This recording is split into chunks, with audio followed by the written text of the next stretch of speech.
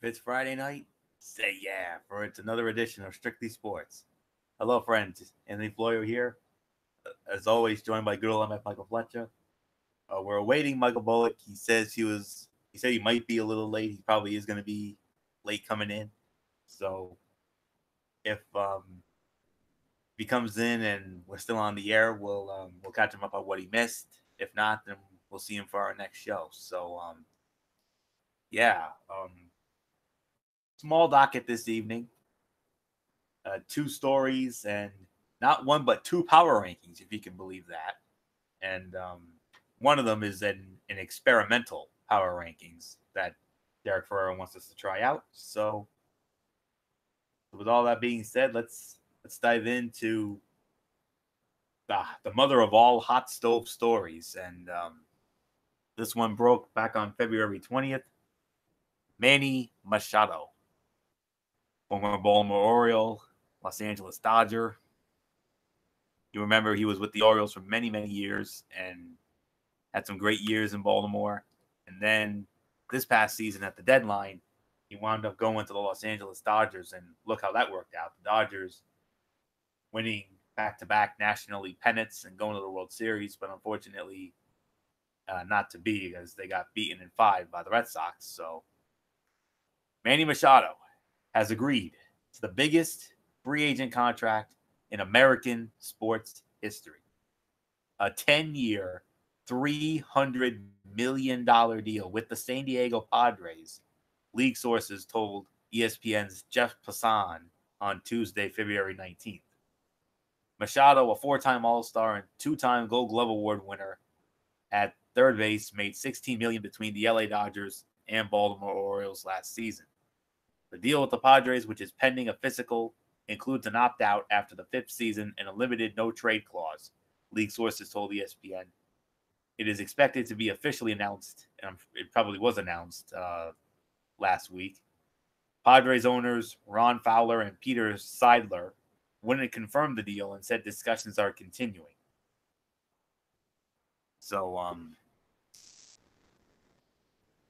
just trying to find some relevant stuff here. Manny Machado, age 26, he posted a career high 905 OPS last year, finishing the season with a 297, 367, 538 slash line, 37 home runs, 107 RBI, and 14 stolen bases. In 66 regular season games with the Dodgers, he had 273 with 13 homers and 42 RBI. Padres players were ecstatic, even though the signing was not yet official. You see me smiling right here, said first baseman Eric Hosmer, who exactly a year ago finalized the 8-year, $144 million deal with the Pods. We've all been practicing today, obviously. We've all kind of heard what's been going on, and all we can say is he's a guy we'd love to have, and I think it changes things pretty quickly if we do have him here. He also added he's one of the top guys in the league. Obviously, extremely young free agent that's got a lot of amazing baseball left in him. And he's already had a lot of amazing baseball in his career. We're all just glad he'll hopefully be here with us in San Diego. The Padres, who have missed the playoffs in 12 consecutive seasons, ranked 28th in the majors last year after averaging 3.8 runs a game. Machado has hit 30 home runs in each of the past 4 seasons. Only Will Myers has surpassed that mark for the Padres in that span.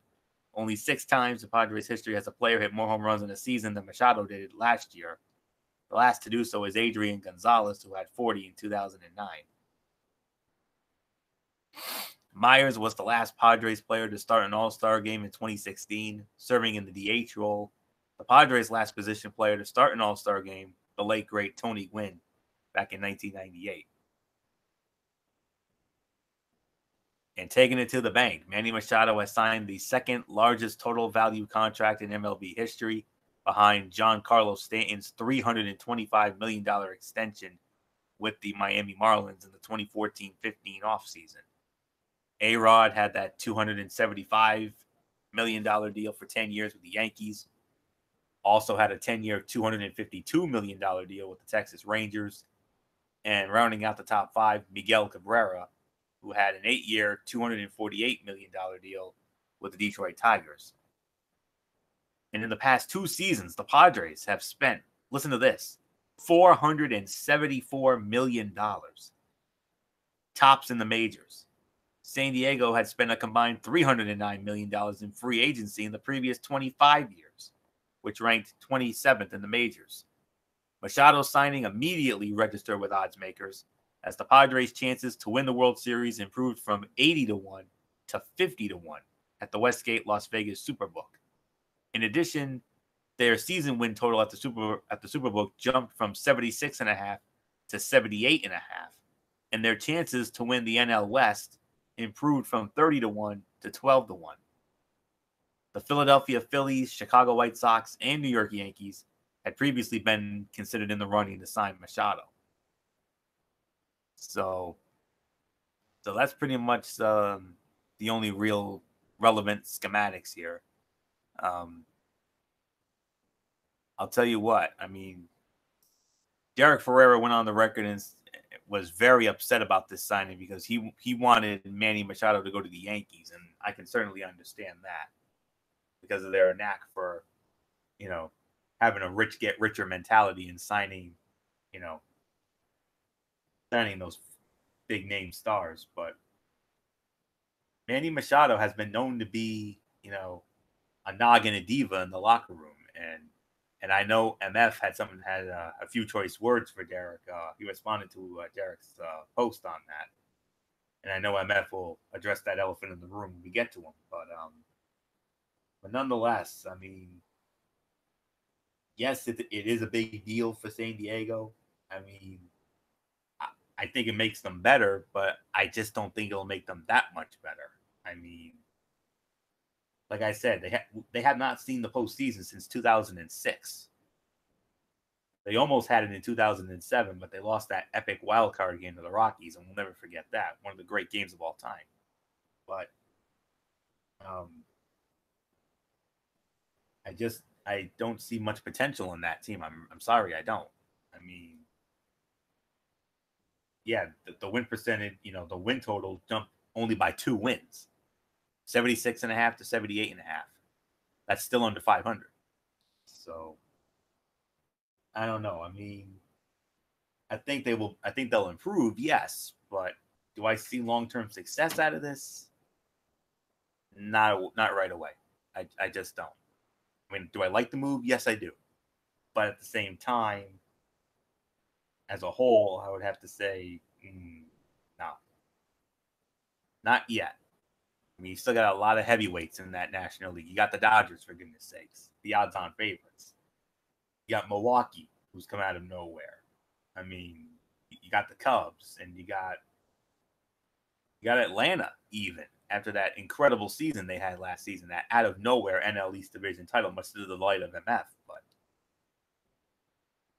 I just don't see it for San Diego. I mean, it's an improvement, but what they really need, they need some pitching help. That's what they need. So if the Padres are ever going to, get back to their glory years, even though they haven't had many glory years, but, the only 2 real glory years they had were 1984 and 1998 when they went to the World Series. But other than that, it's one of those I'll believe it when I see it things. That's all there is to say on that. So nothing really more to say. I'm going to bring in the Joe Buck to my Tim McCarver here. That's good old MF Michael Fletcher. I mean, I just don't see it. I mean, yes, it's an improvement, but do you see long-term success right away? Me, I don't.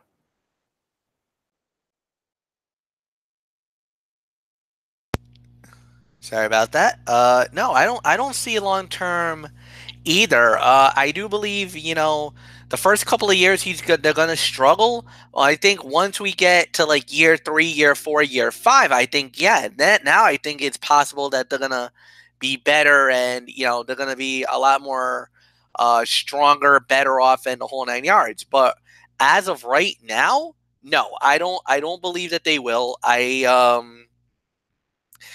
kind of feel like right now in this situation, I'm in the same boat with you, Florio. First off, I thought that the San Diego Padres really reached here. I'm sorry, Manny Machado is not worth $300 million for 10 years. I truly believe that he's somewhere in $200 million range, but nowhere $300 million. Plus, he's been known to be a cancer in the locker room. He used to be a Nagana diva. He doesn't run out the plays or give full effort. And that was one thing that I went after Derek Ferrera about, saying, how he was saying that how the Yankees was a dumb organization. No. The New York Yankees put a lot of money and a lot of stock on Aaron Judge, Giancarlo Stanton, and some other players that they need that is World Series caliber. They don't need a cancer or a pariah like Manny Machado Ferreira. Honestly, if he does not run at 100%, you'd be ripping him to the high heavens every single game, ripping him for all other opportunities. And plus, the mere fact that you were saying that, Giancarlo Stanton didn't really deliver in New York is absolutely laughable right now. So that makes me question your baseball intelligence more than anything else. Look, Giancarlo Stanton got hurt. He wasn't at 100%. Obviously, 162 game is a grind, no doubt about it. And yeah, the numbers weren't there because, you got to get acclimated to Yankee Stadium. Look, you got the short porch. It's a hitter's ballpark. Give it at least another year or so. If he's at 100% and he starts mashing like he puts the numbers up in Miami, trust me, the Yankees are going to be fine. They're going to be all right. You got too many young talent players. You don't know if they're going to pop or work with the Padres that, honestly, you bogged yourself down to the point where you can't get any other players. Yes, putting a good product on the field is good enough, but you ain't beating the Dodgers. You're not better than the Diamondbacks. Hell, you're not better than the Giants in your own freaking division right now.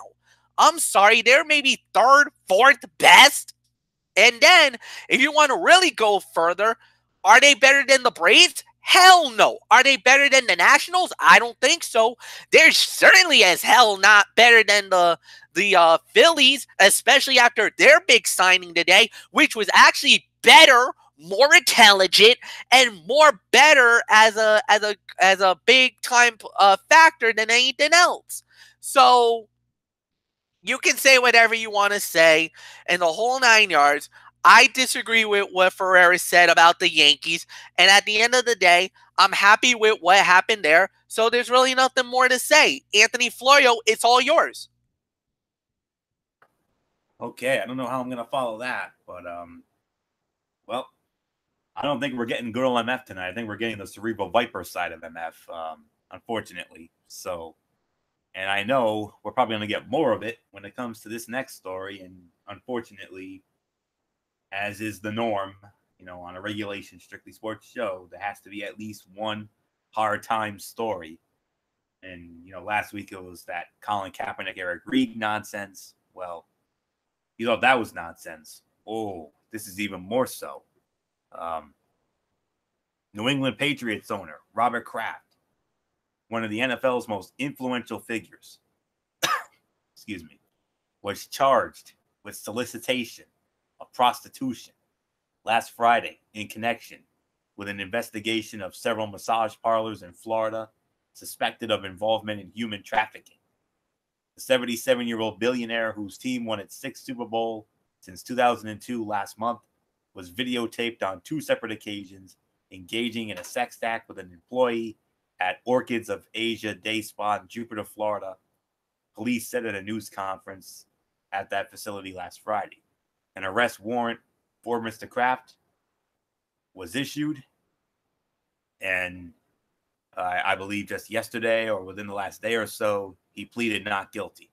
So I don't know what to make of it. I mean, MF, I know you're already in Cerebral Viper mode, but I know you're ready to go even more so on this. No, this one I was shocked. This one had me baffled.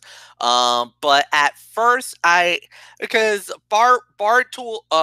Barstool Sports was basically claiming it that there was that, it's another fake story, that this and that and everything else.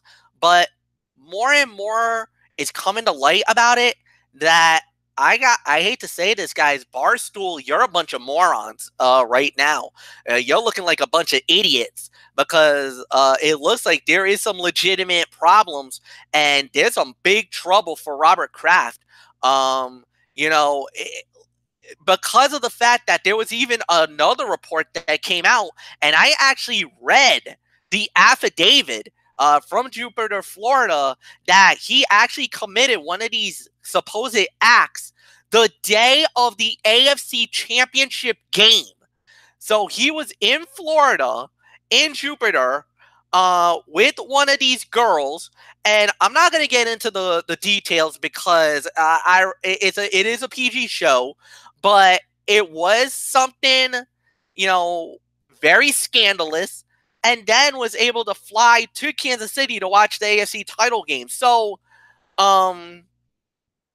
like I said, it's bad. It's horrible. It looks awful for Robert Kraft. I mean, without a doubt, it's one of the worst things I've ever seen.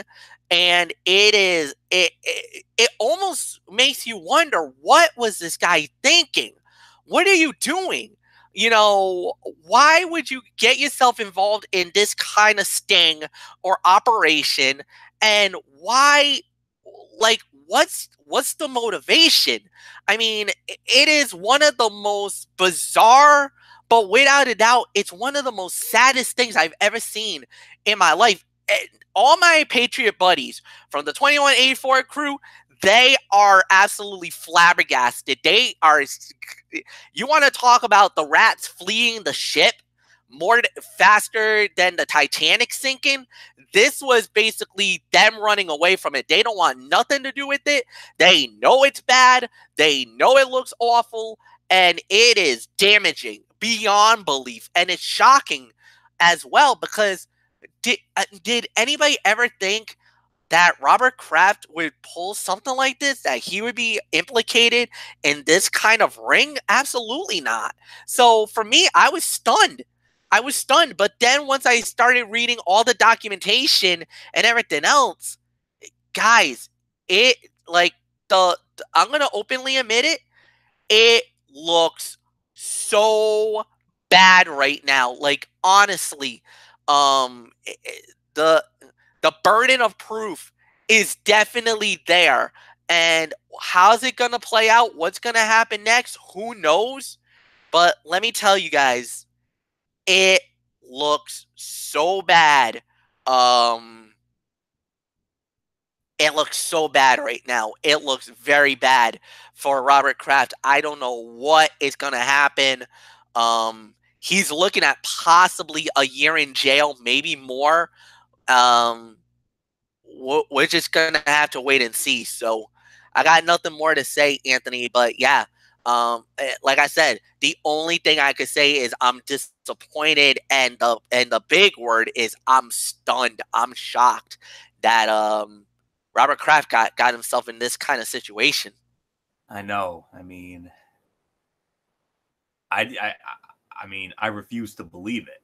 I really did. I mean, every time they win a Super Bowl, I mean, his speeches just get better and better and better. I mean, from the "We Are All Patriots" after 36, and then all those other great speeches. I mean, I love his speeches, I really do. But, dude, this is horrible.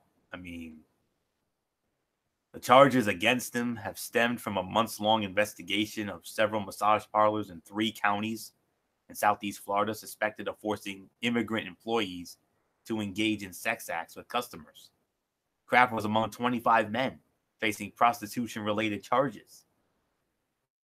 And,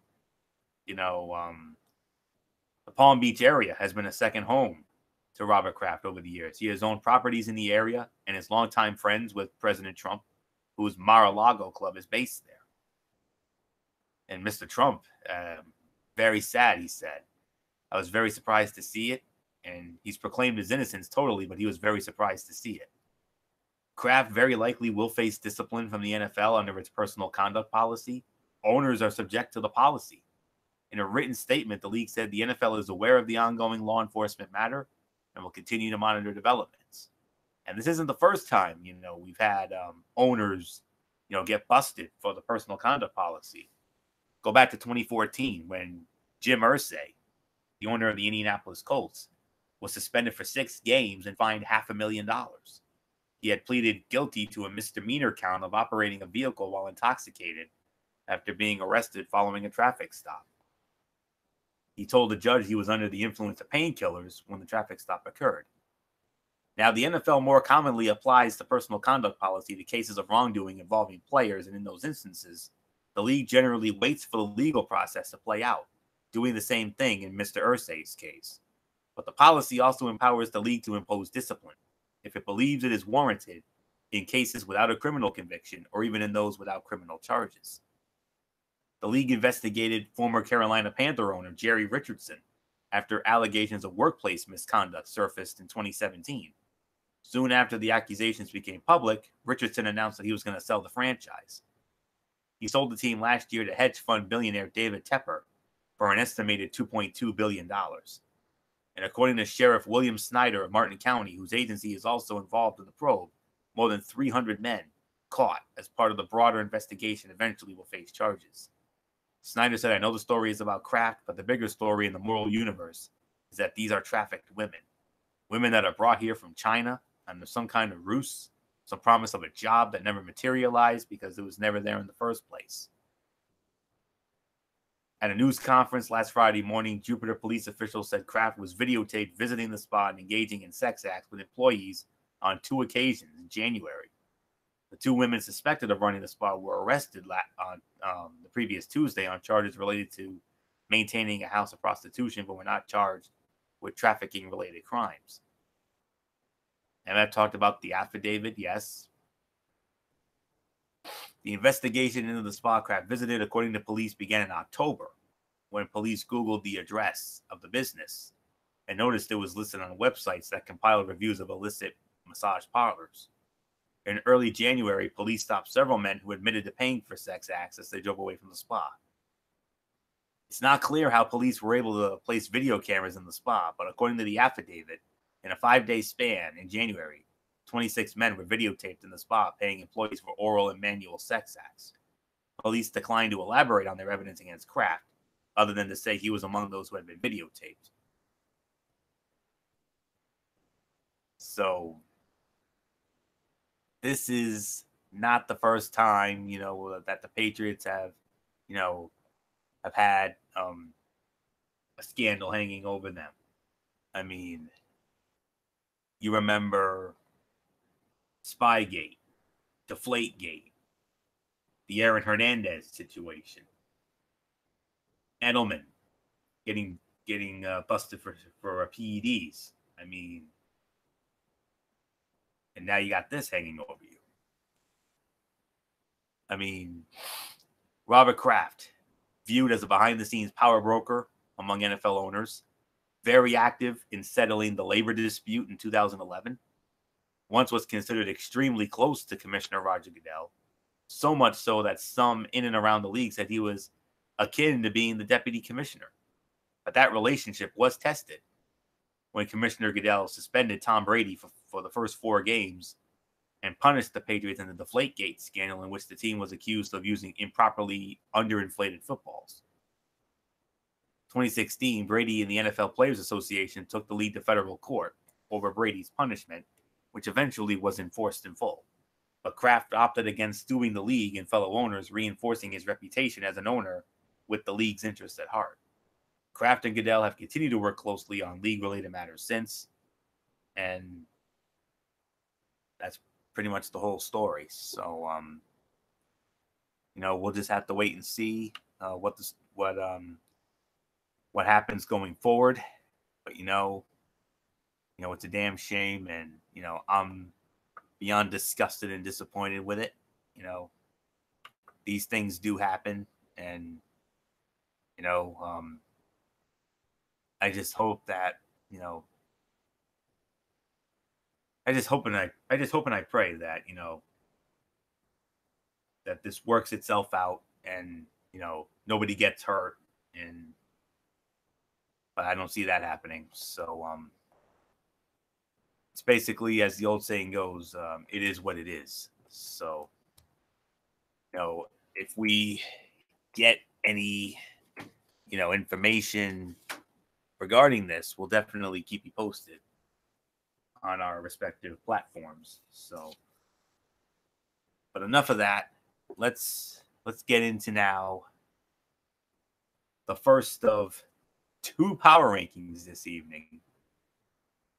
And this first one is, as Derek says, on an experimental basis, if you will. So, college basketball. I mean, we've done college basketball rankings before, but I can't remember exactly when we last did it. But now, experimental basis, well, this is the experiment I think we should do. When we do our power poll on our college football show, we just go by the pretty much how they were ranked, But what I did, and I don't know if MF will agree with my methods on this, but what I did was very simply, I looked at the teams that are currently in the top 25, and I'm basically, going off of, who the hottest teams are right now, not based on 1 to 10 and all that. We're not going to do that. So for my taste, what I did was, when I compiled my rankings earlier, I went based off of the merits of who the hottest teams are right now and who I feel are the best teams right now from my personal standpoint. And that's probably, I know we're probably going to have some disagreements. I know we're probably going to have a lot of disagreements on this, but it is what it is. So without any further ado, I'm going to start it off. And I have the first of 4 ties this evening. I got 4 ties in this, believe it or not. And number 10 is going to have the first one. I'm going with the LSU Tigers and the Virginia Tech Hokies as my co-number 10s. Both teams have, I believe, won 2 in a row.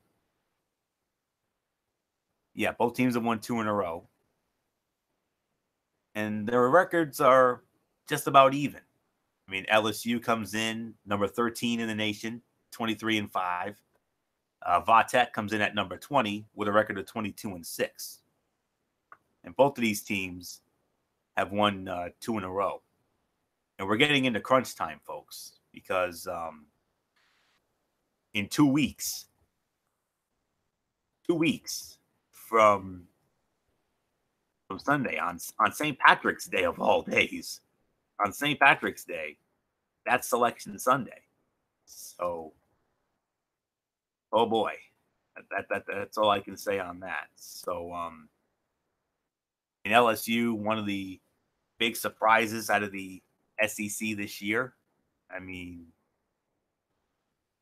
they recently scored a big win over Tennessee, I believe, last weekend. I mean, in a 5-star game. I mean, it was a crazy game.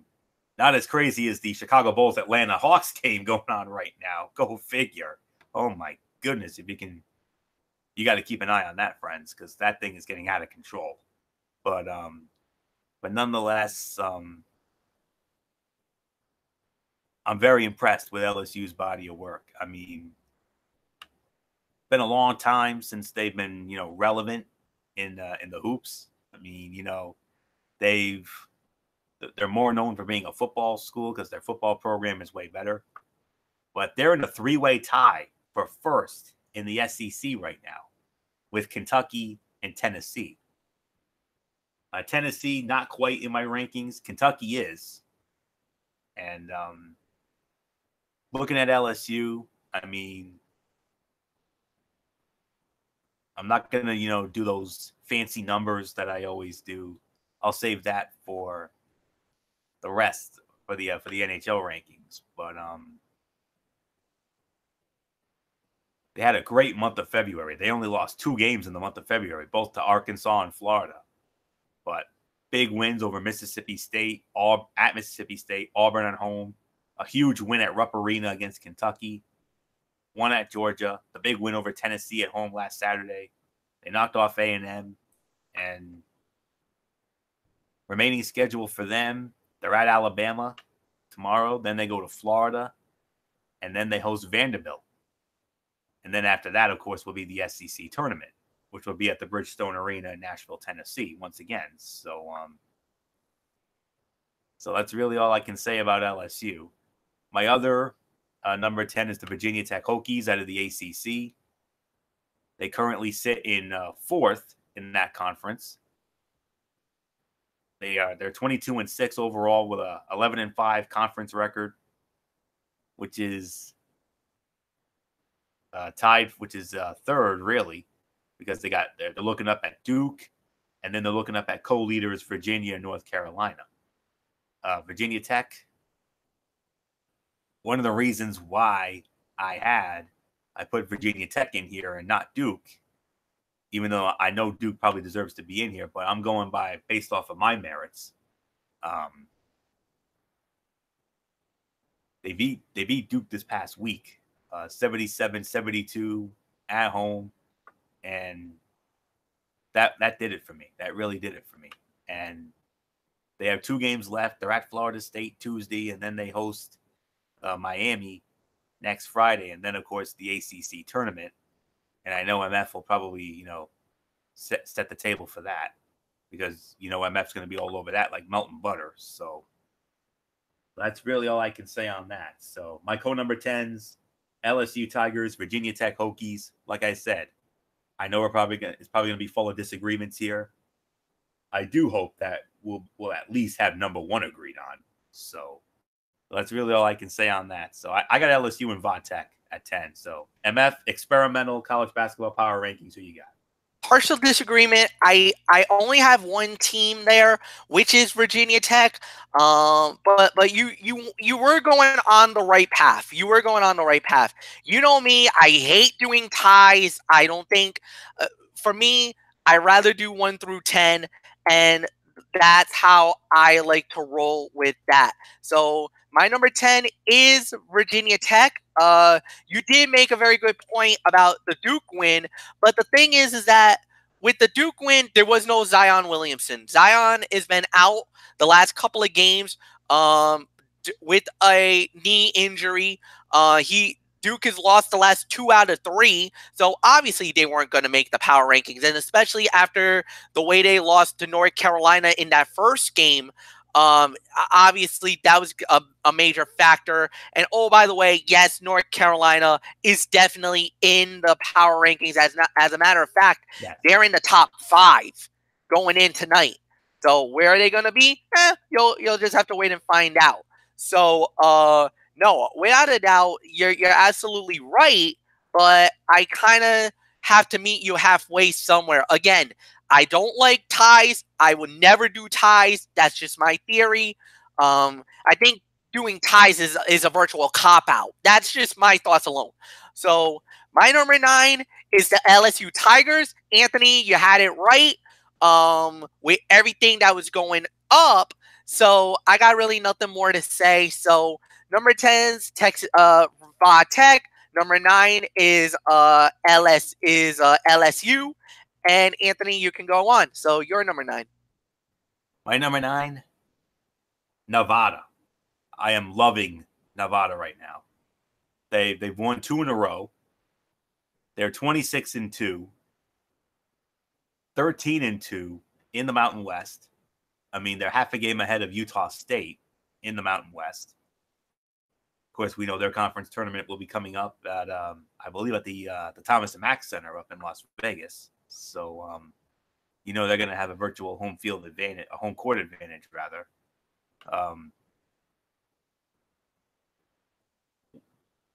One significant loss, though, that was at San Diego State on February 20th, but they bounced back with wins over Fresno State and UNLV. And then from there, they have a huge game at Utah State tomorrow night on the CBS Sports Network at 8:30. That's a big one right there. And then they go to the Air Force on Tuesday night. And then next Saturday night, they'll be hosting San Diego State. And then from there, of course, the Mountain West Tournament at the Thomas and Mack Center in Las Vegas. So that's all I can say about that. I mean, I'm really loving Nevada. One of my big surprises in college hoops this year. Some others are in my rankings as well. So Nevada comes in at number 9. Coming in at number 8, I got the Purdue Boilermakers. Winners of 4 in a row, 21-7, their overall record out of the Big Ten. And I believe that tournament will be coming up at the I think they're going back to the United Center in Chicago this year. So definitely looking forward to that. Matter of fact, Purdue, oh boy, we got a dog race. So we got a big time dog race in the Big Ten. I mean, we got 3 teams in a virtual dead heat. I mean, you got Michigan at 14-4, half a game ahead of them, both Purdue and Michigan State at 14-3. Michigan not quite in the rankings. Purdue, I have them right now, and I definitely have Michigan State in there as well. I got them in my top 5. But Purdue, 21-7 overall, 14-3 in the Big Ten, and loving their body of work. Only lost 1 game in the month of February. That was a loss to Maryland, but they have won 4 in a row. A home win over Penn State, road wins at Indiana and Nebraska, and then Illinois, home win over them. They got a big one this afternoon, tomorrow afternoon against Ohio State at home. And then they go to Minnesota. Then they go to Northwestern. And then the Big Ten tournament at the United Center in Chicago. So really nothing more to say on that. Purdue Boilermakers coming in at number 8. So I'm just going off my own merits as far as, hot hands and the whole 9 yards and body of work. So we don't have a last 10, so we can't really, that's another reason why I'm doing it like this. So can't find a last 10, so I'm just gonna, just wing it off of who I think are the best. So if I got it wrong, I got it wrong, whatever. So Purdue Boilermakers at number 8. MF, I'm sure you're probably gonna disagree with me on it, but who do you have anyway? Well, no, I'm actually going to agree with you. I'll give Purdue the benefit of the doubt because I do believe that Nevada deserves to be higher because of their overall record. Only having 2 losses the entire season, it gives them more credence than anything else. So no, I agree with what you're saying. I believe Purdue is correct. That is definitely a good spot to be in. So no, I'll see you there on that. And I do believe that you got that one right. So I'm with you on that. Number 7 this one is actually where you know what? I'll give Nevada the spot here at number 7. So I'm not gonna. You kind of made the valid point. So nothing more to say. So Anthony, it's all yours. Okay. Now, with all due respect, MF, I know you said you had Carolina in the top 5. Not quite. Not quite, because there are some other teams that I feel are top 5 worthy, based on the body of work that I've been seeing from them. But this is why I have to put Carolina only at number 7. They've also won 4 in a row, but they have the overall better record than Purdue. So that's why I'm giving Carolina the benefit of the doubt here. 23-5 and 13-2 in the ACC. They're tied for first with Virginia. Virginia, by the way, they're in my top 5, no doubt. Notable stat about Carolina, they lead the country in rebounding. They're first in total rebounding, and they're 8th in points scored. So that's very good, but they got to work on the field goal percentage and the 3-point shooting. That's what they got to work on. But other than that, great month of February. Only lost one game. That was to Virginia. Very understandable. But since then, a road win at Wake, a dominating road win at Wake, and then followed that up by going into Cameron and making themselves at home against Duke. Sorry, MF, but that's what happened. And then home wins over Florida State and Syracuse. So they go to Clemson tomorrow, and then they go to Boston College on the 5th, on Tuesday. And then next Saturday, I know MF's going to be ready. The rematch, Duke and Carolina, this time at the Dean Dome, 6 o'clock on ESPN. And then, of course, from there we have the ACC tournament. And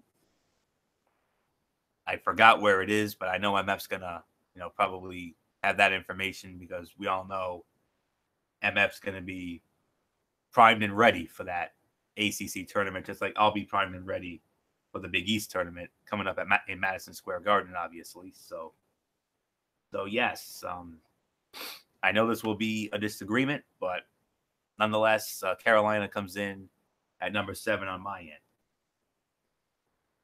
Now, for the next 3 spots, unfortunately, I do have ties because, I really don't want to leave any I don't want to leave any of these great teams out.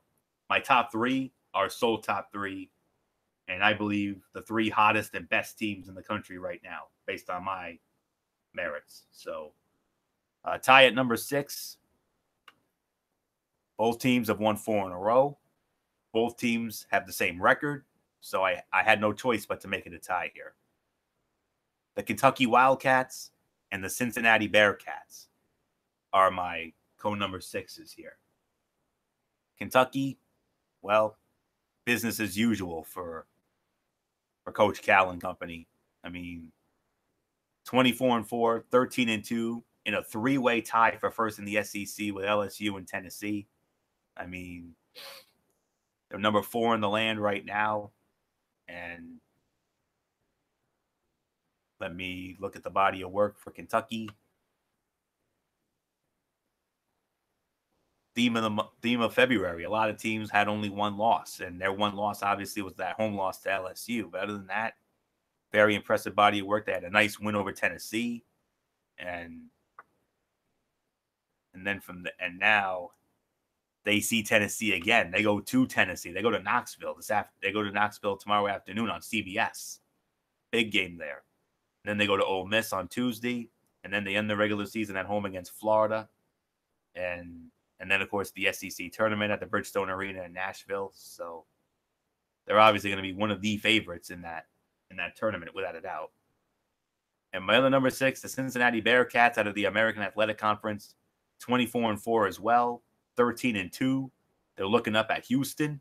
By the way, spoiler alert, Houston in my top 3 because their body of work has been insane lately. So take note of that, MF, and all you out there. Their last loss was at Houston. But since then, they've had home wins over Wichita State and UCF, road wins at UConn and SMU, and coming up for them, a home game against Memphis tomorrow night. And then they go to UCF. And then they end the year with a huge one against Houston at home on the 10th. High noon. That's a big one right there. And then, of course, the American Athletic Conference tournament, which is, I believe it's in Orlando, I think it's at the arena in Orlando. So that's really all I can say on that. So some food for thought. So my co-number 6 is Kentucky and Cincinnati. MF, what do you make of that? Again, you kind of got me right. My number 6, I'll see you there. I'll give you Cincinnati.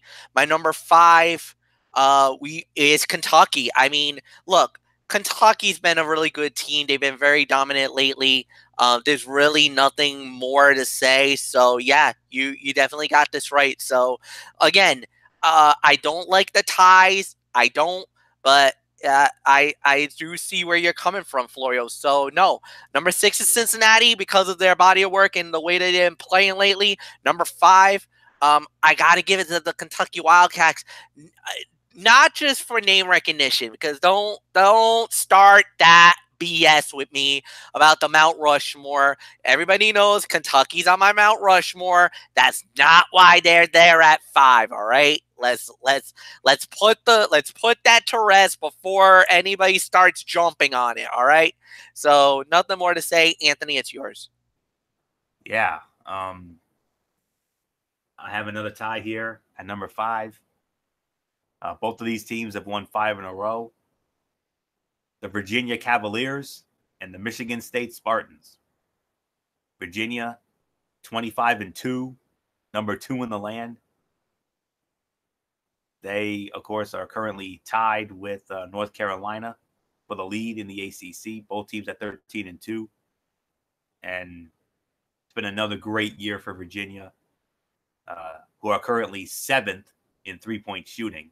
So 7th in the land. So that's a very big deal.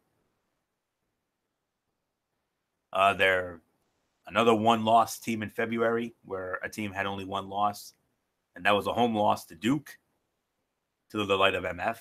But since then, a big road win at North Carolina, home win over Notre Dame, road win at Virginia Tech, road win at Louisville, and an easy home win over Georgia Tech.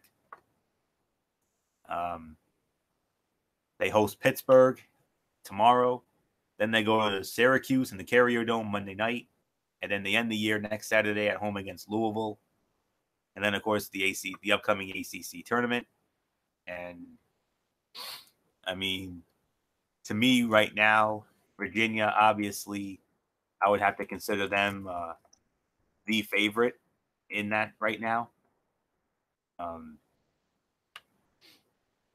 ACC tournament, of course, will be at the Spectrum Center in Charlotte, North Carolina, coming up. So it's been a very, very busy few weeks for that venue. I mean, the NBA All-Star Game, and of course, this past week, SmackDown Live, and now they're going to be hosting the ACC tournament. So I'm sure MF's going to be looking forward to that. So, yeah, so Virginia, to me, is the favorite in that. And then my other number 5, the Michigan State Spartans. Big Ten royalty, obviously, Tom Izzo. Another great year for them. I mean, tied with Purdue at 14-3 in the Big Ten. They're number 6 in the nation. They're 4th in rebounding, which is huge, to say the very least, especially come tournament time. Month of February, they had 2 losses. Home loss to Indiana and a road loss at Illinois. But since then, they bounced back. Home win over Minnesota, road win at Wisconsin, home win over Ohio State, home win over Rutgers, and a big road win at Michigan last Sunday. They go to Indiana tomorrow afternoon. Then they host Nebraska. And then they host Michigan in the season finale. And then the Big Ten tournament at the United Center in Chicago. So Jim Nantz and crew, they'll be all over that. So nothing more to say. Virginia and Michigan State coming in at number 5. So wait till you see who I have in my top 3. We're going to really have some fun. So Virginia, Michigan State, number 5. And oh, that's right. I go to number 4. That's right. Now we're going to really have some fun because you're not going to believe who I have as far as who I have at number 4. It's my last tie. And I have Buffalo, the Buffalo Bulls, who have won 7 in a row and sit at 26-3. And my other is the Texas Tech Red Raiders, winners of 6 in a row, 23-5. Buffalo, one of my big surprises in college basketball this year. I mean, one of those little engine that could type schools, I mean, these are the teams that I root for. The underdogs, these teams that you don't think would have a prayer in the tournament. But Buffalo out of the Mid-American Conference, it looks like they're going to win it. They're 2 games ahead of their next threat, which is Bowling Green. Buffalo is 26-3 overall, 14-2 in the Mid-American Conference. And man, this team is just so fun to watch. And this is a team that I think we need to keep our eye on when it comes to the tournament. I really do.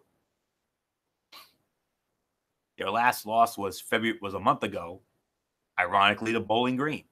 But since then, they beat Central Michigan, Akron, Toledo, Ohio, Kent, Akron.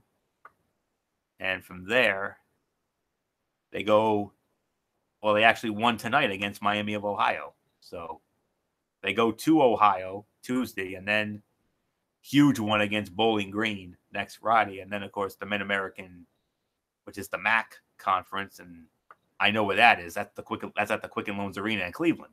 So to me, they're the odds-on favorite to win that conference, although Bowling Green is the only real threat to them. So that's all I can say about Buffalo. How about the Texas Tech Red Raiders? They're currently tied for first in the Big 12 at 11-4, the other being Kansas State. Kansas is tied for second with Baylor. Topsy-turvy in the Big 12. Maybe a power shift is happening here. Who knows? But Texas Tech, I mean, this is another team that I think we need to watch for in the tournament, because this could be one of those out of nowhere teams. Yes, they did lose at Kansas, but since then they've been red hot. Home win over West Virginia, road wins over Oklahoma and Oklahoma State, home wins over Baylor, Kansas in dominant fashion, and then a home win over Oklahoma State. They go to TCU tomorrow afternoon, then they host Texas Monday night, and then they close out at Iowa State. And then the Big 12 tournament at the Sprint Center in Kansas City, Missouri. So I know everybody's saying, oh, it's all about Kansas. No. Texas Tech, you got to keep an eye on them. Also keep an eye out for Kansas State, and also keep an eye out for Baylor. That's all I can say on that. It's not clear cut for Kansas. So we'll see about that. So my last tie of the night, I promise, the top three soul teams that deserve it, in my honest opinion. So Buffalo and Texas Tech tie at number 4. And I know MF's probably scratching his head right now and saying, what in the name of Danilo and Fibio is going on with you, Florio? Right? Especially with the Buffalo call. Whoa. I mean, all right. I'll openly admit it. I haven't been following them. I'm not a mid-major guy. I'm kind of one of those big sharks. I love the ACC, the things. I'm not as high on the little guy. Normally, I'll openly admit it. I'm more of a chalk guy than a little mid-major that could. But everybody knows I'm very good at sniffing out the 12-5 upsets. Yes, you are. I don't know. For some odd reason, I love the 12-5s, and I normally sniff them out. Yeah, you do. When it's a 12, when there's a 12-5 in the tournament, I'm gonna say about 70-80% of the time I normally nail the 12-5. I'm not saying no more than that, because especially now I'm getting a little older, I'm not as sharp as I used to be. But back in the day when we first started this, I was picking off 12-5s like you wouldn't even believe. And Floyd will contest to that I think in how many years? Like in the first 3 or 4, I always ended up with at least 1 or 2 12-5 upsets. Same here. So yeah. So no doubt about it. So I will give you Texas Tech though. I'll give you Texas Tech. I believe they deserve to be in the top 4. So I got them there. And number 3, this is where I had Kentucky. So I don't know where your remaining are. I think I have an idea two of the three. I think I know the other two where the other two are. I just don't know that other team. That's the one I'm really wondering because I kind of got a feeling because going in, I thought Virginia was going to be in your top three, but they're not. So I'm thinking now. Now I'm starting to think your way. I'm like, all right, who would be that teams? Who are the teams I'm missing that Florio hasn't reeled off yet? I know who two of them are. I think I could pick you off on two. I just don't know the third. I don't know where that third team is. But I think I could pick off two of your three. And I think I know who you're going with. If you want me to call them out, I think I know. It doesn't have to be in any order. But for me, I think Houston's got to be there. Gonzaga's got to be there. But I don't know who your third is. Two of those three is Gonzaga and Houston. I know for a fact that they have to be in your top three. So I'm just gonna have to wait and see where the other two, who that other one is. But those are the two that I think you got, Florio. So it's all yours. Boy, you are so good. You are correct. I'm gonna start it off. Number 3, it's Houston. You're right. The Houston Cougars. They are my number 3 team right now. Winners of 12 in a row, a record of 27-1. I mean, it's unbelievable what this team has done. I mean, Phi Slamma Jamma's back. What else can we say? 27-1, 14-1 in the American Conference. They're a game ahead of Cincinnati in that conference. They're 6th in rebounding. They have to work on everything else, but this is a team that I could see being a potential Sweet 16 team. I really do. Yeah, red hot. You know, wins over UCF, Cincinnati, UConn, Tulane, South Florida, East Carolina, and they host UCF tomorrow afternoon, and then they host SMU, and then of course the big one at Cincinnati next Sunday the 10th, high noon on CBS. I mean, that's a big one right there. So that could determine who wins the regular season American championship. So yeah, the American Conference tournament will be coming up. Excuse me 1 second. That will be at the I stand corrected. The FedEx Forum in Memphis will be hosting the American Athletic Conference tournament. So my apologies for that. So Houston, number 8. Okay, MF. I'll put you out of your misery as far as who that other team is. That team that comes in at number 2, I'm about to shock the world right now. Here's a team that I think has the potential to be that bracket buster in the tournament. I really do. Get ready, MF. Number 2, the Wolford Terriers. Yes, you heard me. Wolford is my number 2. Have you not noticed? They have won 16 in a row. 16. 25-4. Yes, I know they're only 24th in the land. I get that, but I can't go against 16 in a row. These are teams that really need to be respected more. And I think come tournament time, this could be that team. You know, we usually, you know, once in a while in the tournament, we would see a certain team that would win the hearts of the nation and, you know, go on these Cinderella runs out of nowhere. And I think, and I believe in my heart of hearts, that the Wolford Terriers are just that team. In the Southern Conference, They've already won the conference because when it comes to the conference, as of now, they've run the table. They're 17-0 in the Southern Conference.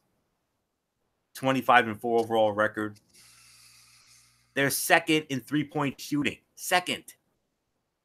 And that's the reason why I think this is going to be a bracket buster team this year.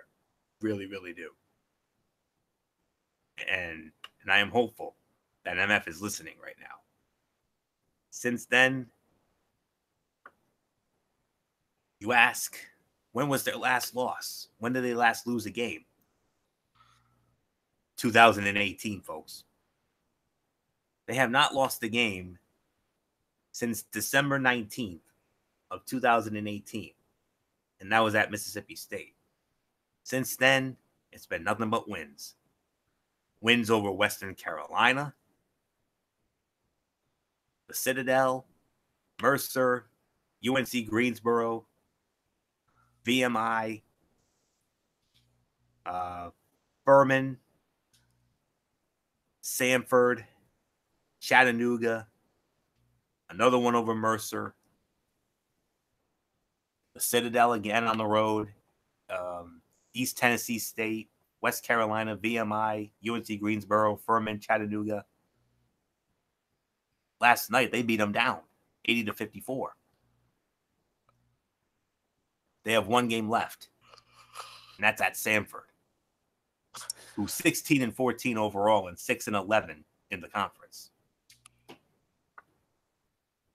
Friends, I implore you, do not sleep on the Wofford Terriers. This team has Sweet 16 potential like I've never seen before. And especially when you're second in the entire country in three-point shooting, how does this team not make the Sweet 16? I rest my case. Number 2, Wofford Terriers. Watch them. MF, in the immortal words of Batista from the other night, do I have your attention now? Oof. All right. You got my attention. But I'm not sold on Wofford. I'm not. And here's the reason why. A lot of those teams that you said are not really NCAA caliber tournament teams. I mean, we've seen some teams that's been in the tournament. You know, Chattanooga's been in the tournament. You know, there's been a lot of teams from that conference that's been there. But a lot of them have always been one and out. I don't know if Wofford gets through, if they run into one of these better teams, you know, that if they run into a Big East power, run into an SEC power, run into, you know, a Big 12, one of the big boys in the Big 12, a Pac-12. I don't see them getting by a team like that, even though if they start shooting, draining their three bombs and start shooting and lighting it up like Duke normally does, then that's their only puncher's chance. But I'm sorry, I could see them maybe winning one round, maybe, but I just don't see them coming out of getting into the Sweet 16. I just don't. I'm not sold. I'm sorry, I'm not. It's valuable, no doubt. But as far as number 2 goes, you got it right. I got Houston at number 2. So I'm sorry. I'm not convinced on Wofford. I'm not. Number 2 is Houston. You made that very clear. My number 1 in the power rankings, I kind of had a feeling it was going to be this team. It is Gonzaga, number 1. Yes. Anthony, you could end it on this round. Yes, you got it right, MF. Number 1, it is the Gonzaga Bulldogs, and rightfully so. 19 in a row, 28-2 overall record, 15-0 in the West Coast Conference. They're obviously going to win it. St. Mary's is the next team right behind them at 11-4. I think they've already won it. Here's what you need to know about the Zags. They lead the league in field goal percentage, or I should say they lead the country in field goal percentage, and they also lead the country in points scored. Wow. A team that 20 years ago won the hearts of all of us when they went on that unforgettable run in the NCAA tournament. They made it all the way to the Elite Eight before using the eventual champion UConn. So, unreal. When was the last time Gonzaga tasted a defeat? You got to go back to December 15th of 2018 when they lost at North Carolina in the Dean Dome. Their other loss, another notable loss, they lost at Tennessee. So their two losses are credible. But since then, they have not tasted a defeat. They have been red hot. UTA, they beat Denver, NAL, CSUB. I mean, they've ran the table on the West Coast. Santa Clara, Portland, University of Portland, Pacific, San Francisco, Loyola Marymount, BYU. I could go right on down the line. San Diego, St. Mary's, Pepperdine. List goes on and on and on. Their last game was an easy win over Pacific, 20-point win. One game left, and that's St. Mary's. And then, of course, the conference tournament. So yeah. Once upon a time, the little team that could. Now they're the most dominant team right now. Conference tournament will be at the Orleans Arena in Las Vegas, Nevada. So keep an eye out on that. So that's it for the first set of power rankings, college basketball. So now it's on to something that MF and I know very well, and this is something we always have fun doing, the NHL power rankings. And MF, we'll start it off with you. Who do you have at number 10? The Gary Thorne to my Bill Clement. Yeah, I was waiting for you to say something like that. Thank you very much. Wow. You know what? I'm going to start off number 10 here, and I'm actually going to start with a team that's in the wild card position right now. Well, no, actually, no, I'll go with this team. Yeah, my number 10, Columbus Blue Jackets. Look, I know that's probably not going to be the most popular decision because I know a lot of people are going to feel like there's some other teams that's probably more worthy. Don't get me wrong. I hear you guys. I get it. But let me tell you, this power ranking this time around was a lot more interesting and a lot more fun. Let me tell you, there's some teams that are not in playoff position right now that actually has winning records that are higher tonight. And you're not going to believe some of the teams that we have in these rankings. Like I said, there are at least maybe I could probably say maybe two teams that are not in playoff position that are in the rankings here tonight. One, you could easily make an argument, probably is in the top 5. I'm just saying. So I'm gonna start it off with Columbus, 6-4 in the last 10 games. They did win. They did beat Philadelphia. That's where the effect comes in. Well, that was their last game, which was on the 28th. They did not play, so they got to play Edmonton tomorrow. Look, they've done pretty well for themselves. 36, 24-3, 75 points. They currently hold the wild card spot over the Pittsburgh Penguins. The reason why the Penguins are not in there, when you go 5-3-2 and you lost tonight to the Buffalo Sabres, that's not going to help you guys. Not helps one bit. So, nope, that doesn't get them in. Columbus at number 10. Anthony, it's all yours. With all due respect, MF, don't quite have, don't really have Columbus in there.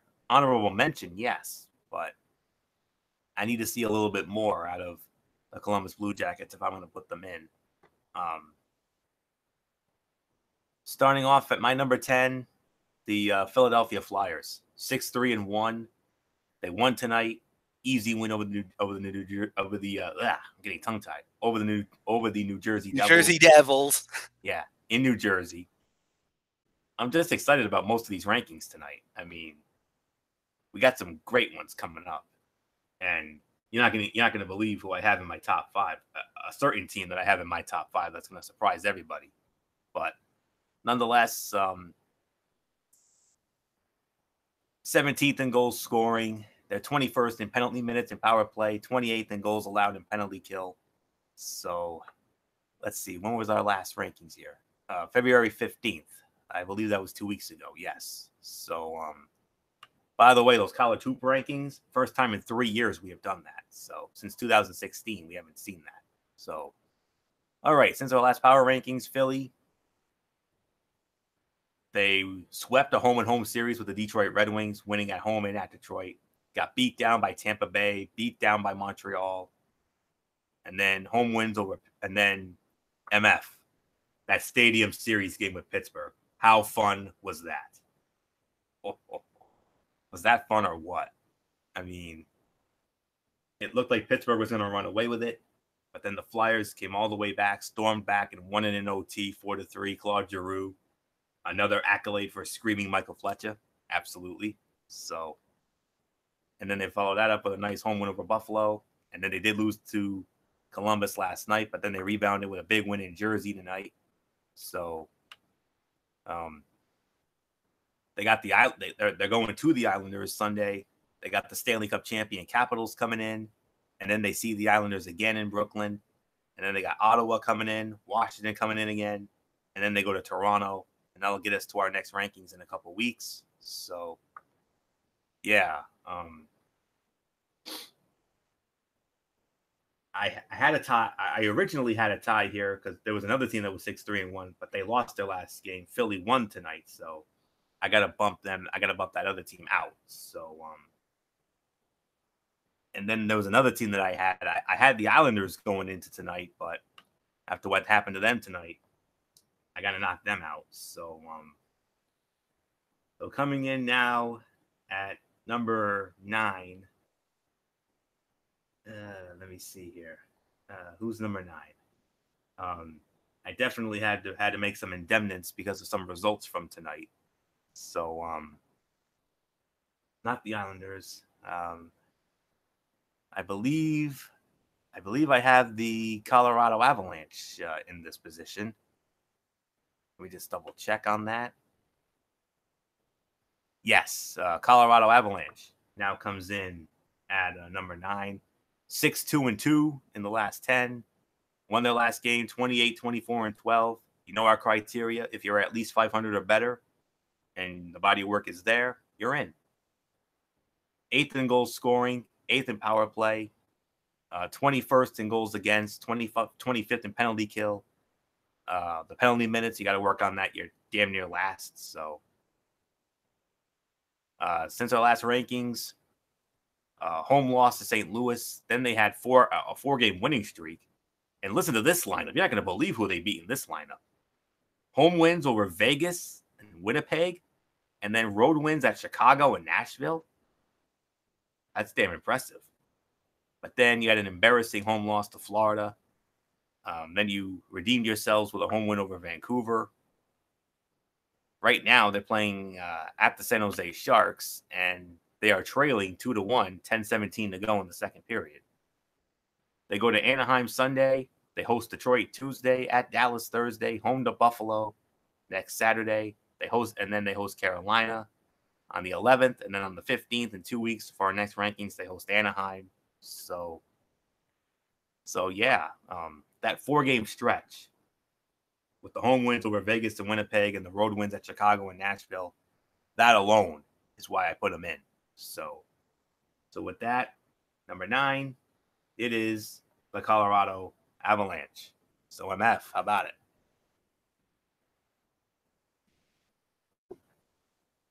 slight disagreement, just a little. I actually have Colorado a little more higher. It's the same thing that you did with the NCAA rankings. It's happening again in the actual power rankings in the NHL. A team that I feel is a little better, where you just miss some by one spot. So remember, I said Columbus was my number 10. Philly's my number 9, and you really made the valid point about everything there. So I'm just gonna park it there. My number 8, obviously this is gonna be a disagreement, but this is where I have the Colorado Avalanche. So again, you made the valid point there, but for me, Anthony, you kind of put me in a spot where you opened the door for me to walk right in and to work my way in there. So it actually made life a little easier for me. So number 10 is Columbus, number 9 Philly, number 8 Colorado. So Anthony, it's all yours with your number 8. Yeah. Let me see here. Just want to make sure I have the right one here because I had to make some indemnits because of some results that went down. So bear with me as I, slowly but surely make the necessary indemnits here. So my top 3 is good as gold. That's all I can say on that. So I'm very confident and happy with my top 3. Let me see here. I want them at 5. Yes, I do. All right. Oh, wait a minute. Like I said, indemnits have to be made. So, okay, I think I've just about figured it out. Now, all right. Yeah, I just have to. I think I might need to make one more necessary indemnit here. And I actually, you know what? I think MF. Well, actually, no. Okay, I got this figured out now. I got it figured out now. Slight change here, and I'm not doing it because of MF's analysis. It's because of the numbers here. Okay, I got it now. My new number 10 is the San Jose Sharks, the 6-3-1. That was the other team I was debating on because they lost their last one. 37, 19, and 8, 82 points. Second in the Pacific. They're third in goals scored, 5th in power play, 7th in penalty kill, 19th in goals allowed. Penalty minutes they got to work on. That's 28th. Since our last rankings, home win over Vancouver, home loss to Boston, a big road win at Pittsburgh, road loss at Columbus, road win at Detroit, road loss to Boston, and they're leading Colorado right now 2-1. Chicago comes in on Sunday. Montreal comes in Thursday. St. Louis comes in next Saturday. And then they go to Minnesota and Winnipeg, and then they host Florida. So San Jose is now my number 10. Philadelphia Flyers are number 9. Colorado Avalanche now at number 8. So we're all caught up there. I talked about everybody else. Number 7, this team is finally playing like the champions that we all know they are. I didn't have them in my last rankings, but they're back this time around. Watch out for the Stanley Cup champion Washington Capitals because they're on a run. 7-3 in their last 10. They've won 3 in a row. 37, 21-7. Tied with the Islanders atop the Metropolitan Division. Best division in hockey, by the way. 5th in goals scored, 10th in power play. Both of those are great, but they got to work on the goaltending and the penalty kill. They're 23rd in both of those aspects, and penalty minutes is 24th. Since our last rankings, road loss at Anaheim, road win at LA, a road win at Toronto, a road loss to Buffalo.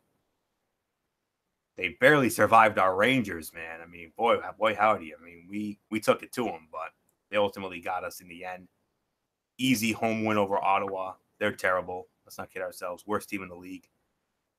What really did it for me was tonight, they went into Brooklyn and they beat the Islanders. That's a big deal right there. That's huge. They go to the Rangers on Sunday, Madison Square Garden, NBC Sunday afternoon game of the week, and rightfully so. Then they go to Philly, Wednesday night rivalry, MF. And then they host New Jersey, host Winnipeg, and then they go to Pittsburgh and Philadelphia. So they're back. That's all there is to say on that. So number 7, your reigning, defending Stanley Cup champion. And for the first time in a while, they're finally playing like that. About time. And this is the right time to do it. Because we're a month and a half away from the playoffs, baby. And you know MF and I, we're going to be all over that. So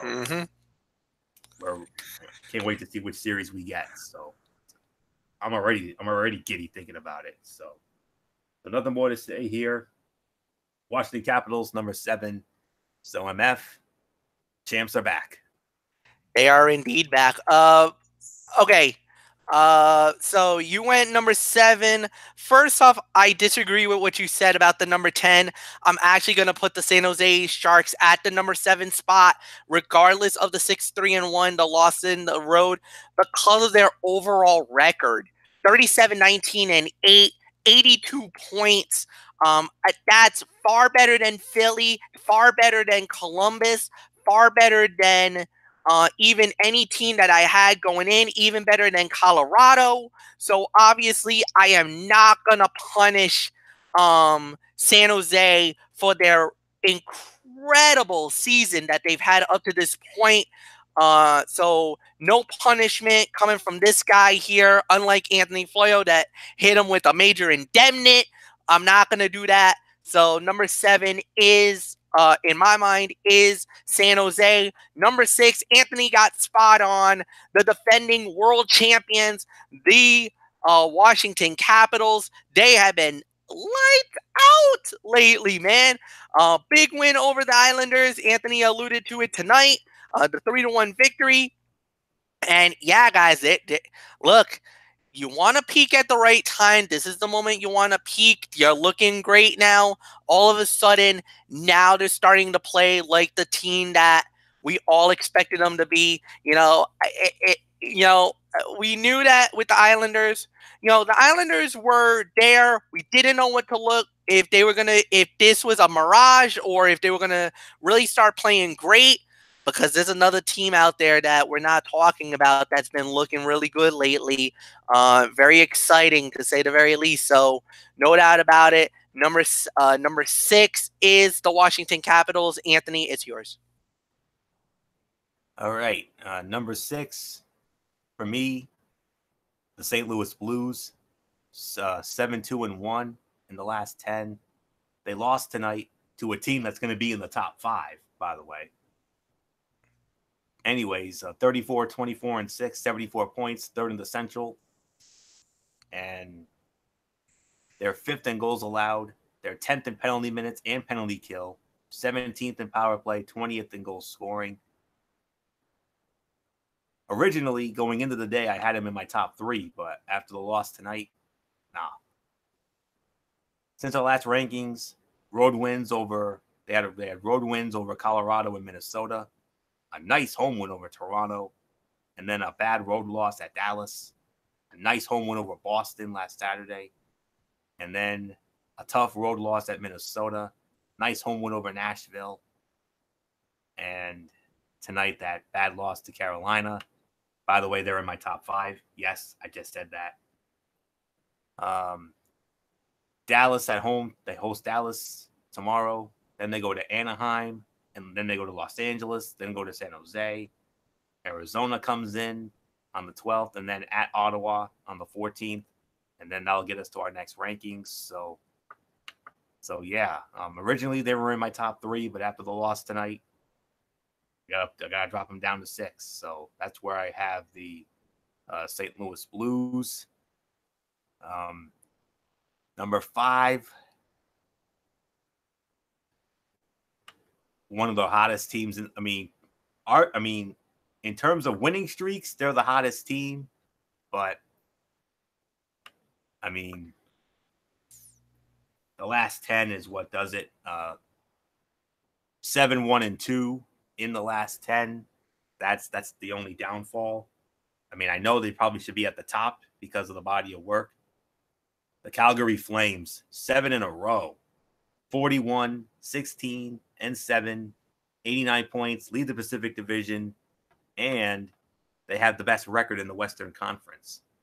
It's the first time they've been at this point in 30 years. 30 years ago was the only time they ever won the Stanley Cup. 1989. They won it all. They beat Montreal. Lanny McDonald in that epic mustache. That's what did it. So, but then again, you had some legends like Al McGinnis, and I believe Joey Juneau was on that team as well. So they were a damn fun team to watch in '89. So, and then this current crop of talent with Gaudreau and everybody, I mean, I'm loving it. Second in goals scoring, 8th in goals allowed, 11th in the power play. They do have to work on the penalty minutes and the penalty kill. They're 19th in penalty minutes. They're 21st in penalty kill. Since the last rankings, well, they haven't lost a game since Valentine's Day at Florida. But since then, they won at Pittsburgh, a home win over a very surprising Arizona team, which we'll get into later.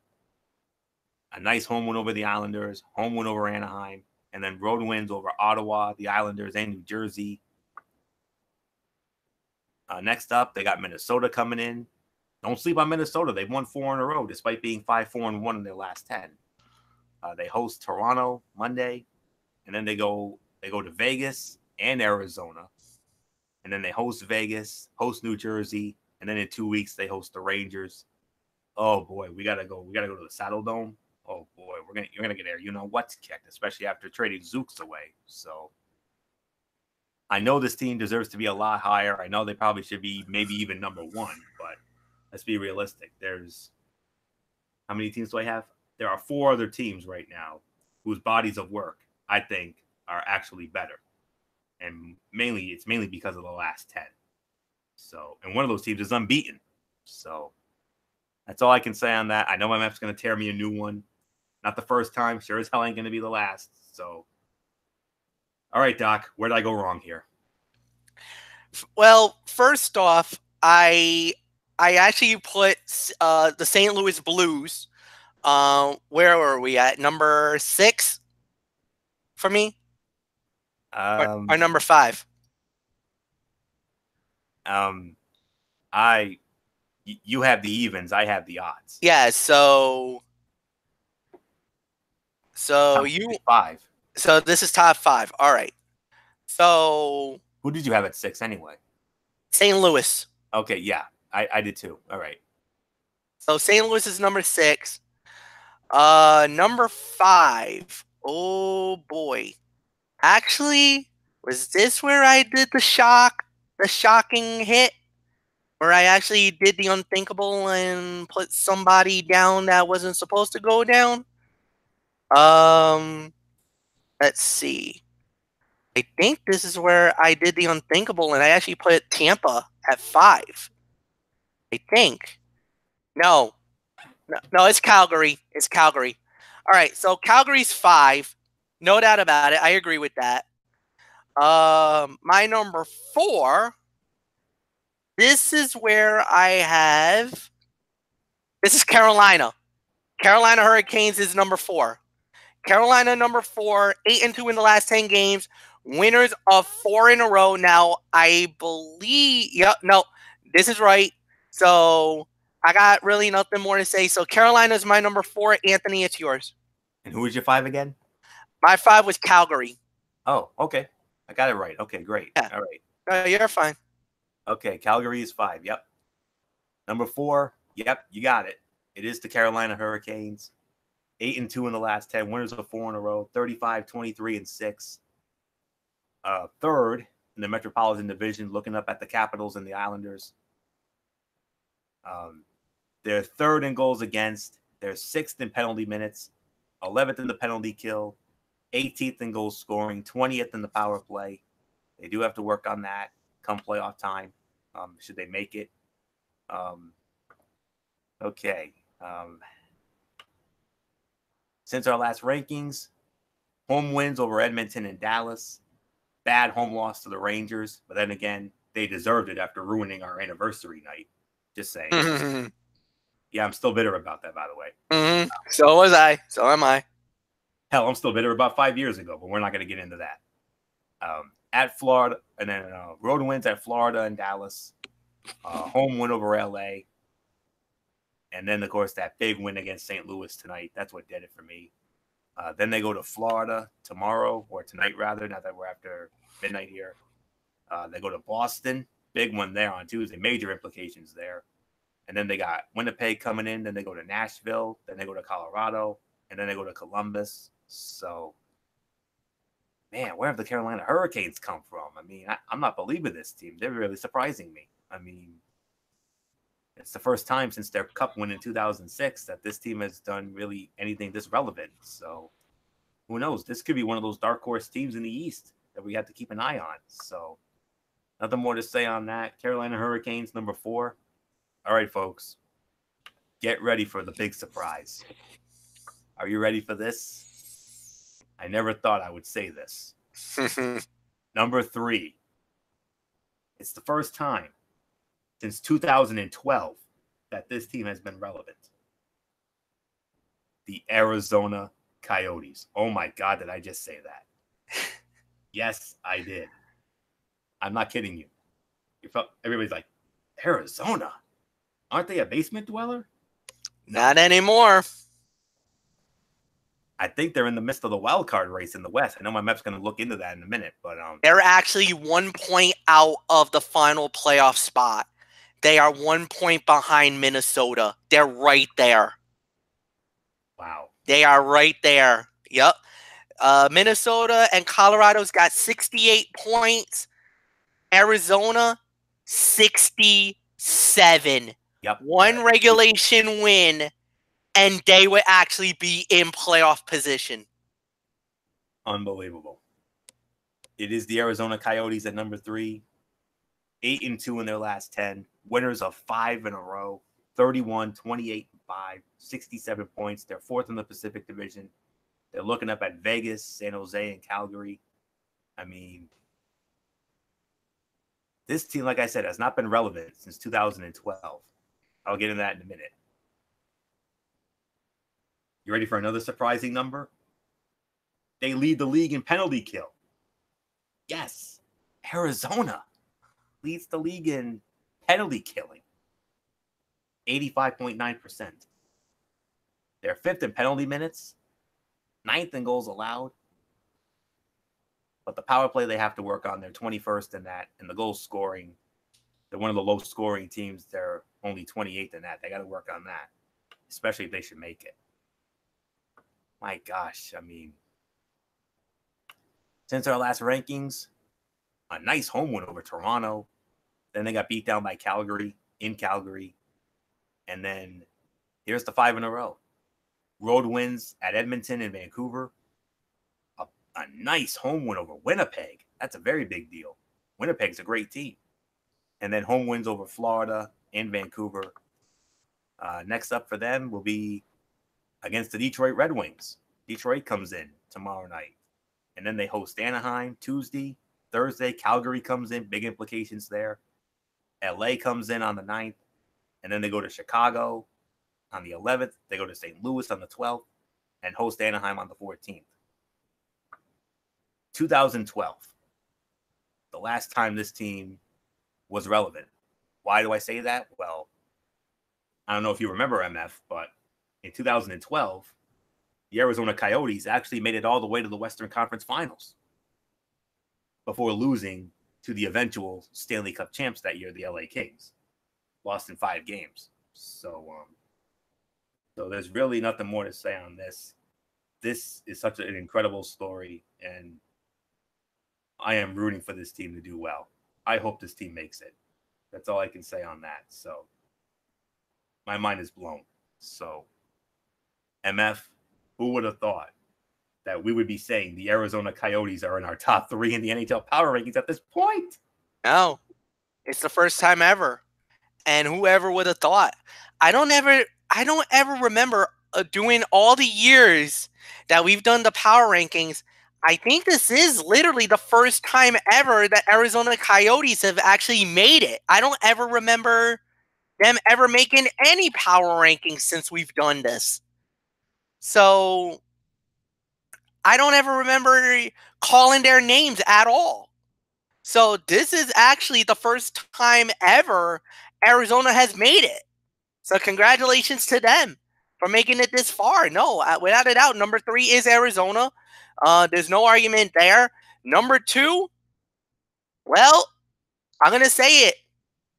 This was the quintessential elimination game. Whoever would have came out of this game was probably going to get number 1. Whoever was going to lose get number 2. Number 2, the Tampa Bay Lightning. 9-1 in the last 10 games. They did lose. They lost pretty badly to the number 1 team in the rankings. There's no doubt about it. We know who number 1 is. But look, body of work, you got to give a lot of props to Tampa Bay. They've been running away with the league all year long. 49, 12-4, 102 points already. And we're just in March. This is the 2nd of March, and they already got 100 points, guys. God, imagine what the number could be by the year end. Anthony, what's the all-time record? Like, you're Mr. Hockey. You know the number. Yeah. What's the all-time record for the most points in a season? By a team. Yeah. The 1995-1996 Detroit Red Wings. And They had 62 wins, 13 losses, 7 ties, a total of 131 points.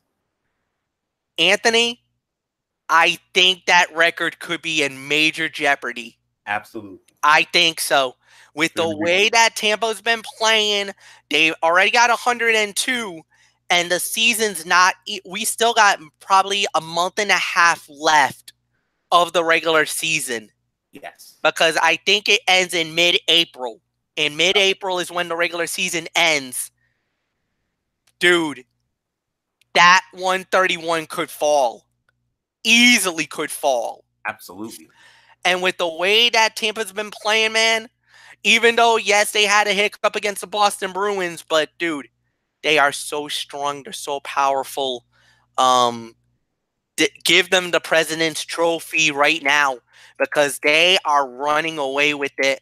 The closest team right now would be, is it Boston who's the next threat? No, it actually is Calgary. Calgary at 89. And they're the only other team that's really a major threat to them. They are literally 13 points, about 13, 14 points ahead of Calgary for the President's Trophy. And they're not number 1.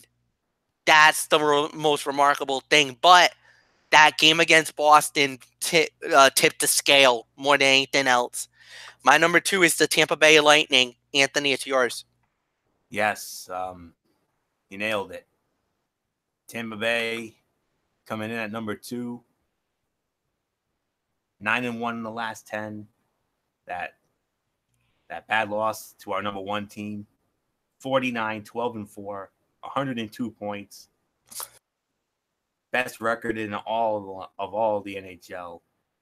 They lead the league in goal scoring, lead the league in power play percentage, 2nd in penalty kill, 6th in goals allowed. All those numbers are great. Their only flaw, penalty minutes. They have to work on that. They're 24th. That's something they got to work on. Since our last rankings, they were in the midst of a very long winning streak. They had 2, 3, 4, 5, 6, 7, 8, 9, 10. They had a 10-game winning streak going into last night. They had won 10 in a row. And get this lineup that they beat: Pittsburgh at home, at Florida, and then home wins over Calgary, Dallas, Montreal, road wins over Columbus and Philadelphia, home wins over Buffalo and Los Angeles. The SMF, they got us again. Those knuckleheads got us again Wednesday night. Yeah, they've had our number since 2015. We don't talk about 2015. That's all there is to say on that, especially us Ranger fans. And then, of course, the Bruins. Wow. Went into TD Garden, and the Bruins said, not in our house. You're not dominating us. So they lose 4-1 to Boston. But it gets easier, though. They have the worst team in the league coming in tonight, the Ottawa Senators. That should be an easy win because they're god-awful. But then, well, it's a 4-game homestand. Ottawa comes in, but then they got Winnipeg coming in. That could be a Cup final preview. You don't know. Minnesota comes in. Detroit comes in. And then they go to Toronto. And then they go to Detroit. So, to me, even with that hiccup against the Bruins, I still think they're the team to beat. I still have them as my odds-on favorite to win the Stanley Cup. So, but then again, I said that last year, and look what happened. So, stranger things can happen, folks. So, with all that, number 2 is Tampa Bay. Number 1, if only Michael Bullock was here, he'd be a very happy man because it's his team, the Boston Bruins, coming in at number 1, 9-0-1 in their last 10 games, winners of 2 in a row, 38, 17-9, 85 points, only behind Tampa Bay in the Atlantic. They're second in goals allowed. They're third in power play. They're 11th in penalty kill, 15th in goals allowed. But just like Tampa Bay, the penalty minutes, they're next to last. They got to work on that. They're 30th. Since the last rankings, they were in the midst of a very long winning streak. They had a 7-game winning streak after a bad road loss at the Rangers. Sorry, not sorry. But then home wins over LA, Colorado, Chicago, road wins. They swept the West Coast portion of it. 1 at Anaheim, 1 at LA, 1 at San Jose, and 1 at Vegas. Their only hiccup was at St. Louis last Saturday. Then back-to-back impressive home wins over San Jose. But what really did it was the win over Tampa, the odds-on favorite to win the Stanley Cup this year, and they just handled them. They're in the midst of a 6-game homestand. They got New Jersey coming in tonight, and then Carolina on Tuesday. That's a big one there. Florida comes in Thursday. Next Saturday, they got Ottawa coming in. Then they got to go to Pittsburgh. That's a big one on the 10th. And then they got to go to Columbus. And then they got to go to Winnipeg. And that's it. So, man, we've been wondering who could be that big threat to Tampa Bay. Well, the Washington Capitals, one of those teams. Carolina could easily be a threat with how hot they've been. But here's a team that we should not be sleeping on, folks. The Boston Bruins. We know what they can do. Look what they did in 2013. Went up against the odds-on favorites that year, the Pittsburgh Penguins. And what did they do? They swept them 4 in a row. Went to the Stanley Cup Finals. To this day, it's still the greatest moment in the history of this show.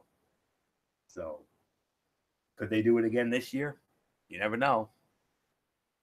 I don't think they will, but I mean, part of me would love to see it because I grew up a Bruin fan before I wound up going with MF to the Rangers. But, you know,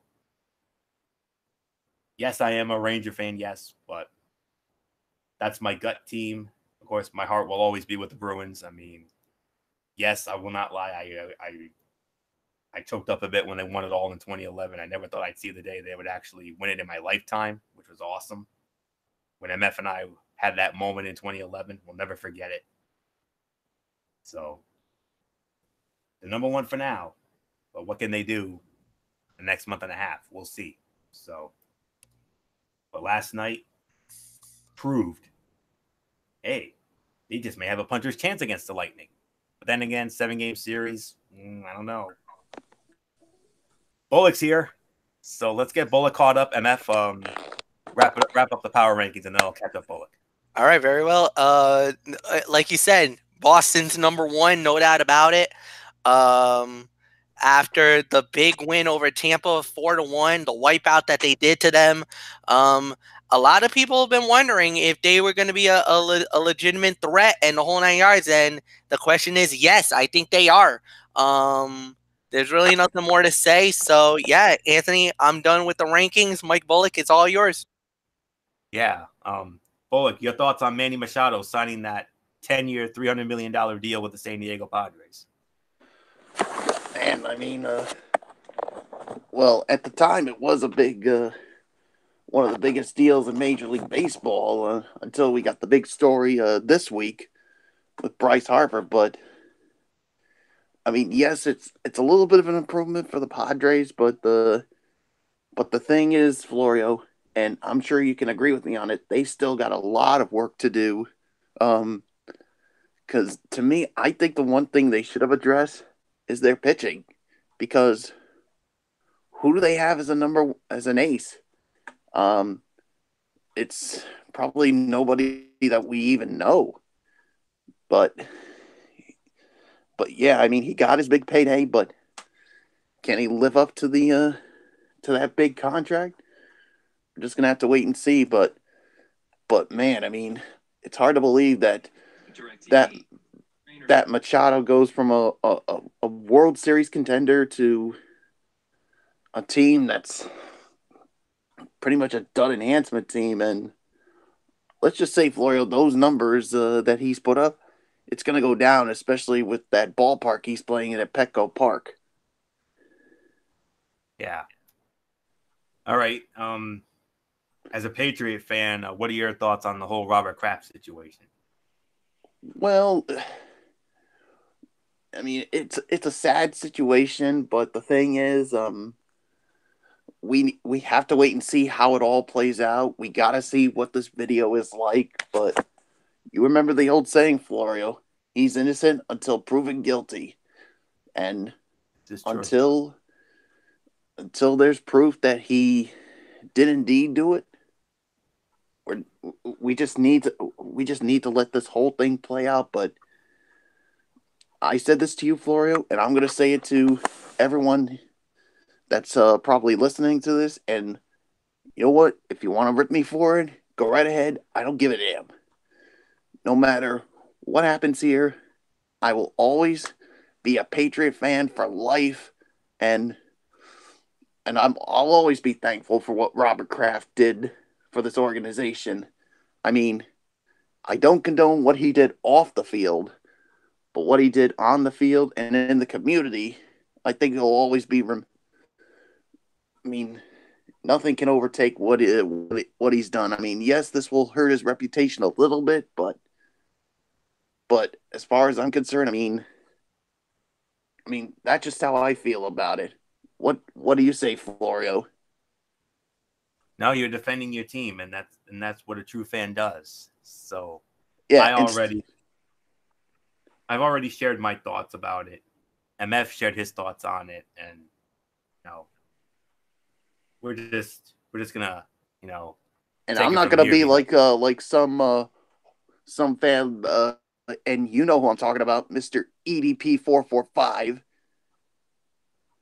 Right. I know. Yeah. So and then what we had after that was those power rankings, which I'm not gonna have you torture yourself over that. So MF and I took care of those experimental college basketball power rankings and the NHL power rankings. So who knows who you would have agreed with on it. So we'll just park it there. Yeah, we'll park it there. So MF and I took care of it. If you want to know how we did, just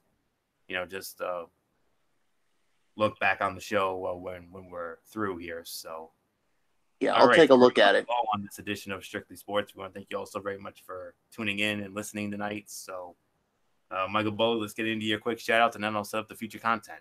All right. Of course, shout outs to all of our to all of our great fans out there who continue to support all of our shows, Strictly Sports, and our wrestling shows, Ridiculously Raw, and the Cerebral Smack Talk. We thank you all so very much for tuning in tonight. Of course, shouts to all of our super fans out there. You guys know who you are. To all of our friends from our high school days, you guys know who you are. To all of our personalities from all the local personalities from 610 and 12.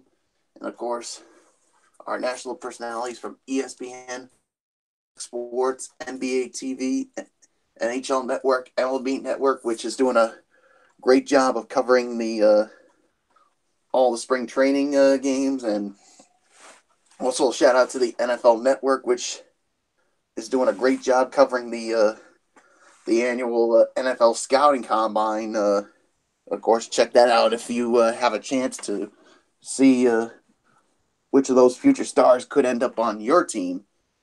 So, yeah, and of course, to our friends from the Road Show, of course, the former co-hosts Mary Larson and Megan Mooney, and of course, to the current people out there, Will Gilbert, Brendan Kirby, and Michaela Johnson. And yeah, it's been a big celebration over there. I mean, of course, celebrating 10 years of the Road Show. I mean, can you believe that, Florio? It's been 10 years already. Amazing. I mean, it's just unreal. I mean, 10 years ago, I mean, who knew what to make of this? And 10 years later, it's become one of the most popular morning shows locally. So if you haven't had a chance to watch it, definitely worth checking it out. Of course, weekday mornings at 9 on Channel 12. So make sure you check it out. So, yeah, that's pretty much going to do it for me. So until Monday night for an all-new edition of Ridiculously Raw, which is, of course, Florio, I think it is the go home to Fastlane edition of Monday Night Raw. So it is. Until then, this is Mike Bullock saying thank you all so very much for tuning in. And of course, you know the routine. Thumbs up. Talk to you later. Yeah, throw it up, watching for style. Bye for now. Have a great weekend, everybody. And of course, most importantly, with these storms coming out, if you do have to be out and about, please be safe out there if you have to be out. If not, just stay home. It's not worth it being out there. So, yes. Stay safe, everyone. Florio, take us home. Yeah, we'll do, Bullock. Special shout out to all of our tremendous fans and viewers out there who continue to make our shows as over as possible. We appreciate it as always. You're one of the best fans in the world. Of course, special shout outs to Dee Dee Woodson, Kevin Woodson, and the Woodson family. Of course, our insiders, Matt Ward, Jason Hixenbaugh, Daniela Trell from the UK, our other first ladies, Kaiser Butler, Megan Silva, and Lexi Calloway. The other crew members, Tommy Souza, Eric Carrier, Jimmy Alden, Al Braderson, Rob Parsons, and of course, Derek Ferreira, who puts it all together each and every week. And all of our personalities from 6, 10, and 12. And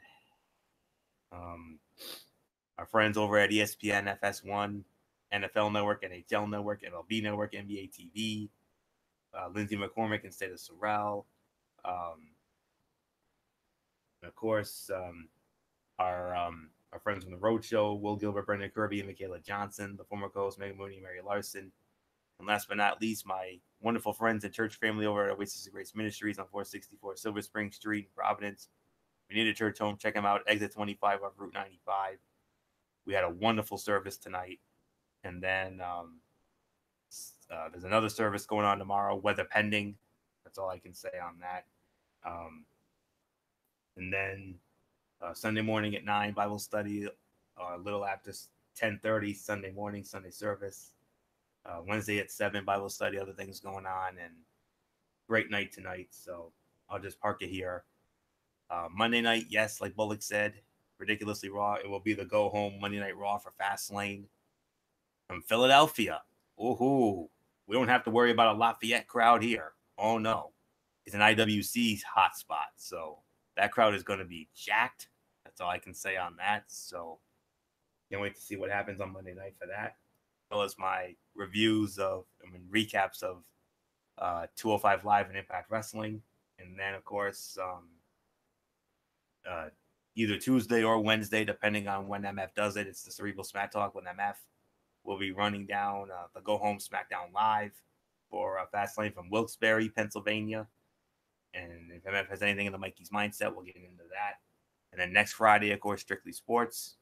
NBA Power Rankings, I know, will be on the docket. I don't know what else Derek will have for us. So we'll probably know that come Monday night. So, all right. So that'll do it. So until Monday night for Ridiculously Raw, it's Anthony Florio here for Michael Bullock. And in spirit, good old MF, Michael Fletcher, Didi Woodson, and Derek Ferreira. You know the routine, everybody. Thumbs up. Talk to you later. Yeah. Throw it up, Fortune 4 style. Bye for now, my friends. God bless. Be good to each other. Have a blessed weekend.